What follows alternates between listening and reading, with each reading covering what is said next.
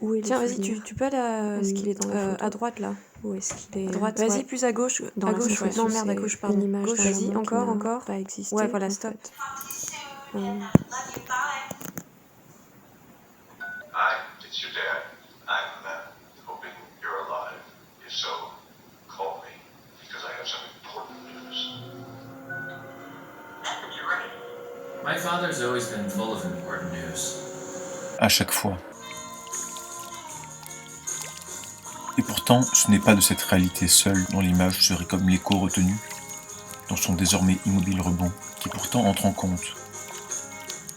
Puisque ce que l'on voit d'abord, ou ce que l'on se dit voir, qui est, on s'en rend compte déjà, une perte, une simplification abusive, puisque ce que l'on identifie alors compte dans la perception que l'on en a, et dans les sensations que la mémoire diffuse dans le corps, par lesquelles tout un paysage sensible et affectif remonte, informe, et fait bifurquer le présent.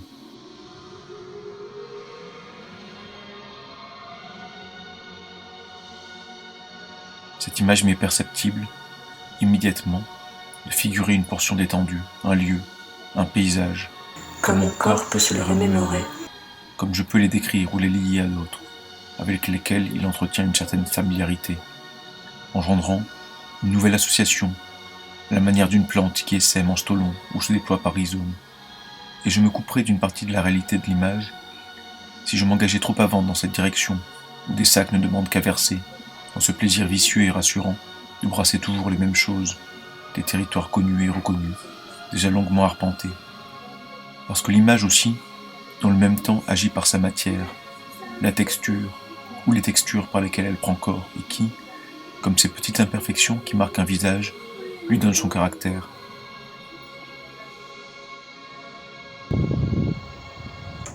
Vas-y, plus à gauche, ouais.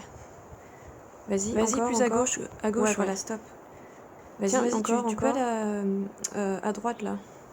Passé l'euphorie de cette révolution, dont ils réalisaient être les contemporains, les peintres particulièrement durent être singulièrement marqués par ce qui, dans ce langage naissant de la photographie, faisait que l'attention, sans qu'on le veuille, laissait dériver loin de son emprise le motif anecdotique que justement les mots détouraient, pour, comme il se fait que l'accommodation passe lorsqu'on le regarde par la fenêtre par temps de pluie, nous focalisant non plus sur le paysage, mais sur les gouttes qui glissent sur le verre, s'attardent ou dégringolent en le distordant, considérer rêveusement le charbonneux des ombres, les taches que font les silhouettes en mouvement, et les divers effets provoqués par certains parasitages de la lumière dans les lentilles, révélant incidemment le hors-champ de l'image, qu'est le dispositif photographique lui-même.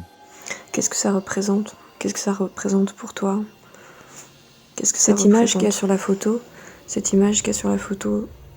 n'a en fait jamais existé.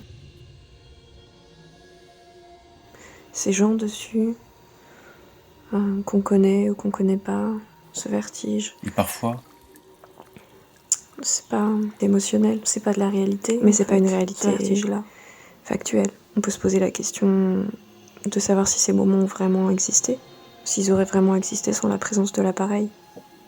et parfois, il devait voir quand de larges pans de l'image, quand bien même cette image serait dite objective, d'une objectivité même mécanique qui ferait oublier par quelle médiation et quel filtre elle serait passée, il ne voyait rien.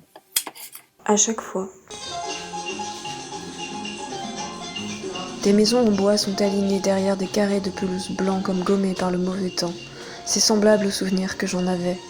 L'hiver enlève les jardins, les toits confisque les chemins. Le quartier familier s'est fixé derrière la vitre comme une photo dans un cadre. C'était il y a des siècles, un autre monde. J'ai été enfant, ici. Les habitations et les arbres se raréfient, la neige prend presque entièrement le cadre. J'ai joué, grandi d'année en année, les lacets se succèdent. J'ai attendu de partir, une steppe qui se confond avec le ciel s'étale maintenant par la fenêtre. Je me suis beaucoup ennuyée. Le même paysage n'en finit pas de se dérouler. J'avais une identité. J'avais des parents. Le vent se remet à siffler doucement.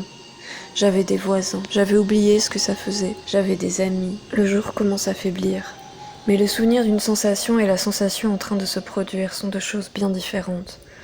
On sortait le soir après les devoirs, c'est comme un rêve persistant en arrière-plan. On partageait des paquets de cigarettes et de l'ennui à ne plus savoir qu'en faire. Le temps était lent. Mais en pratique, je ne sais plus vraiment comment faire. Le temps était infini. Est-ce que je saurais encore fumer ? On parlait de partir. Ou est-ce qu'il faudrait que je réapprenne ? On ne parlait que de ça.